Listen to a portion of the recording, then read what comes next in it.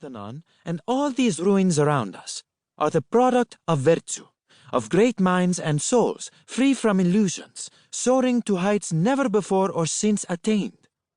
Her voice full of passion, she goes on. They make your spirit soar. They inspire you to imagine new possibilities of what it is to be a human. Then she says, when I say that I'm not sure there's such a thing as virtue anymore, I mean that if we're no longer creating the products of virtue, then it seems to me that virtue itself can no longer exist. We can't boast anymore that we're creating great works of art and architecture. We can't boast anymore of having a democracy that's the envy of the world. We can't boast of having great playwrights and great public intellectuals like Socrates and his peers Aeschylus and Sophocles, who didn't just create products of virtue, but were products of virtue.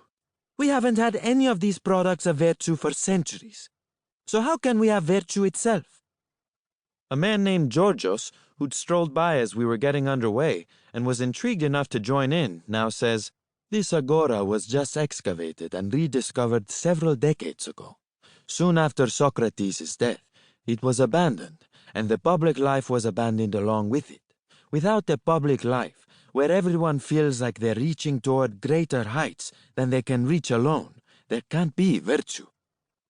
He falls silent, his long beard blowing one way and then the next, at the whim of the ever-changing direction of the wind blowing in from the Aegean Sea.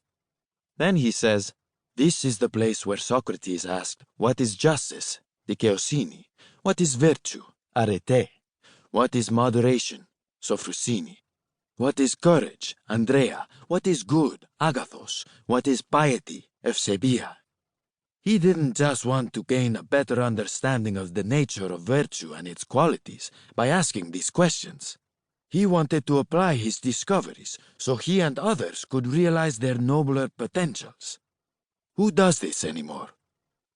Renette, the woman seated beside him, says, I think people were scared to do it after what happened to Socrates. They convicted him on trumped-up charges of being a heretic and traitor, as a message to all the others who inquired with him that they'd better quit their critiques of the corrupt rulers.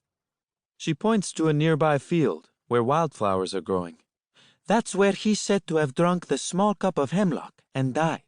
He hoped that others would be inspired by his example and would continue questioning more than ever. But when he died, virtue died too. Eleftheria, a librarian and a friend of Maria, now says, we declared the year 2001 the year of Socrates in Greece. There were all these conferences and readings. We did reenactments of Plato's Socratic dialogues. We had more Socrates impersonators than you have Elvis impersonators in your country.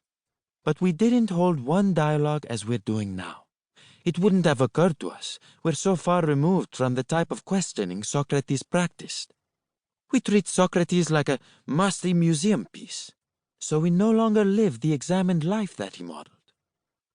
So, I say, aiming to steer her heartfelt response so it connects with the question we're examining, virtue is?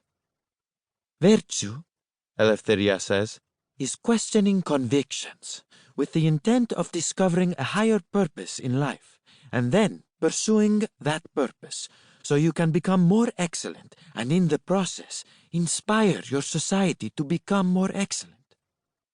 What do you mean by higher purpose? I ask.